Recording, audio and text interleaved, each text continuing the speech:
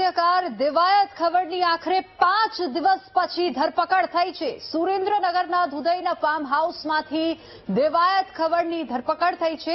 ધ્રુવરાજસિંહ પર હુમલા કેસમાં દેવાયત ખવડ પકડાયો છે। ગીર સોમનાથ એલસીબીએ ખવડની ધરપકડ કરી છે। દેવાયત ખવડ સહિત 15 લોકો સામે નોંધાઈ હતી નામજોગ ફરિયાદ અને દેવાયત ખવડ સહિત 15 સાગરીતોને પકડવા પોલીસે 7 ટીમો પણ બનાવી હતી।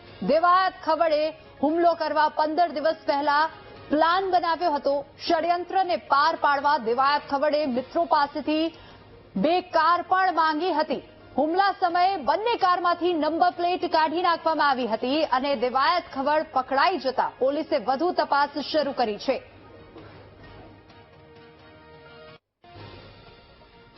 વધુ વિગતો સાથે જ આ જ મુદ્દે સચિન પીઠવા આપણી સાથે અમારા સંવાદદાતા લાઈવ જોડાઈ ગયા છે। સચિન, આખરે 5 દિવસ પછી દેવાયત ખવડની ધરપકડ થઈ ગઈ છે અને માહિતી પ્રમાણે 6 અન્ય લોકોની પણ અટકાયત કરવામાં આવી છે। શું વધુ વિગતો?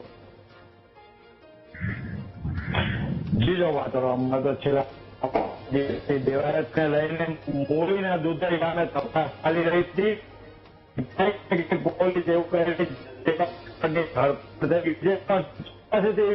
મળી રહી છે। દેવાયત 6 શખ્સો પણ સામેથી પોલીસમાં હાજર થઈ ગયા છે અને હાલ અત્યારે પોલીસ લઈ ગઈ છે તે માલુમ નથી પડી રહ્યું। પોલીસ એક પણ સાથે હતી, અન્ય પોલીસ પણ સાથે હતી, પણ કોઈ પણ પોલીસ બોલવા તૈયાર નથી કે કોણ દેવાયત ખવડને અત્યારે ધરપકડ કરી। અચ્છા સચિન, અહીંયા એક કન્ફ્યુઝન ઉભો થાય છે કે દેવાયત ખવડ સામેથી હાજર થયા છે પોલીસ સમક્ષ કે તેમની ધરપકડ થઈ છે દુધઈના ફાર્મ હાઉસથી। એ કન્ફ્યુઝનને લઈને શું માહિતી છે આપની પાસે?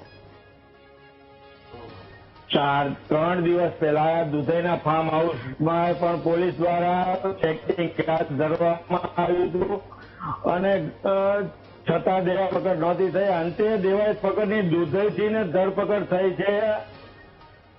ત્યારે કન્ફ્યુઝન જોવા મળી રહ્યું છે કે દેવાયતની જી સચિન, આભાર અમારી સાથે જોડાવા બદલ। તો